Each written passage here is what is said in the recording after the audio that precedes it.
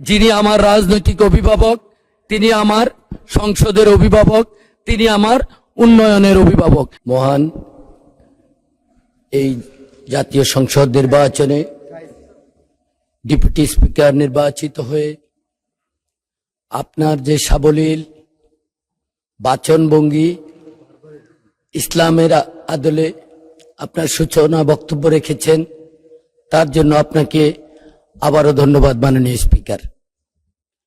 মাননীয় স্পিকার, ত্রয়োদশ জাতীয় সংসদের উদ্বোধনী সূচনা মহেন্দ্রক্ষণে বাংলাদেশি জাতীয়তাবাদের পুনর্জাগরণের বাতাবরণক্ষণে মহামান্য রাষ্ট্রপতি ফেসিবাদ মুক্ত হয়ে গণতন্ত্রের যাত্রার শুভক্ষণে আমাদের সরকারের আগামী দিনের কর্ম পরিকল্পনার সার সংক্ষেপ ভাষণে তুলে ধরার জন্য আমি মহামান্য রাষ্ট্রপতিকে আন্তরিক ধন্যবাদ জানাচ্ছি। মাননীয় স্পিকার, মাননীয় স্পিকার, শ্রদ্ধাভরে স্মরণ করছি মহান ভাষা আন্দোলনের বীর ভাষা শহীদ, মহান মুক্তিযুদ্ধের লাখো শহীদ এবং বীর মুক্তিযোদ্ধাদের, যাদের আত্মত্যাগের বিনিময়ে অর্পিত আজকের এই স্বাধীন সার্বভৌম বাংলাদেশ।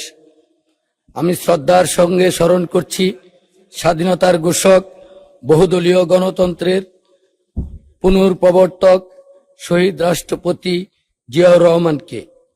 স্বাধীনতা এবং মুক্তিযুদ্ধের ইতিহাসে সকল অবিসংবাদিত নেতার অবদানকে আমি শ্রদ্ধাভরে স্মরণ করছি। মাননীয় স্পিকার, মাননীয় স্পিকার, আমি শ্রদ্ধাভরে স্মরণ করছি স্বৈরাচার এরশাদ স্বৈরশাসন বিরোধী আন্দোলনে ও গণতন্ত্র পুনরুদ্ধার সর্বসাধারণের নিকট খ্যাতি পাওয়া আপসীর নেত্রী, তিনবারের প্রধানমন্ত্রী, নারী শিক্ষার অগ্রগতির অগ্রদূত, রাজনৈতিক জীবনে অপরাজয় 18 কোটি মানুষের নেত্রী মরহুমা দেশমাতা বেগম খালেদা জিয়াকে।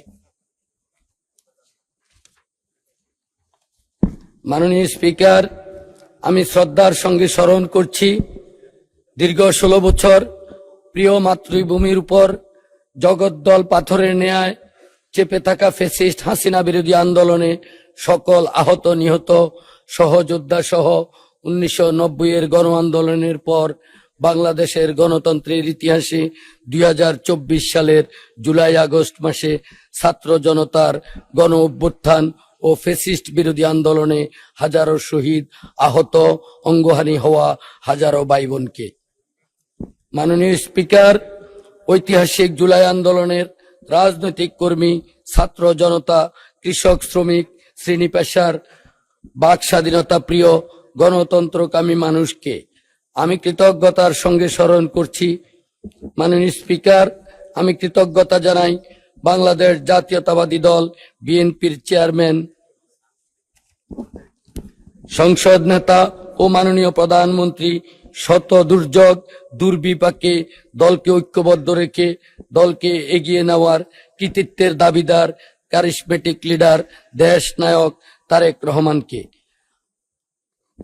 আমাকে আমার প্রাণপ্রিয় সংগঠন থেকে মনোনয়ন দিয়ে মহান সংসদে আসার সুযোগ করে দেওয়ার জন্য আমি আরো ধন্যবাদ সহ কৃতজ্ঞতা জানাই আমার নির্বাচনী এলাকা কুমিল্লা জেলার নাঙ্গলকোট এবং লালমাই উপজেলার সকল সংগ্রামী জনগণকে। আমি বিপুল ভোটে নির্বাচিত করে মহান জাতীয় সংসদে আমাকে তারা কথা বলার সুযোগ করে দেওয়ার জন্য।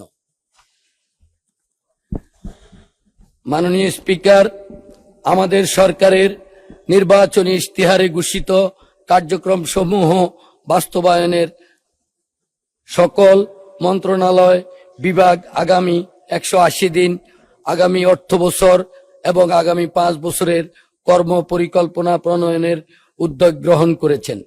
প্রাথমিক পর্যায়ে 13টি জেলায় 15টি ওয়ার্ডে 37,814টি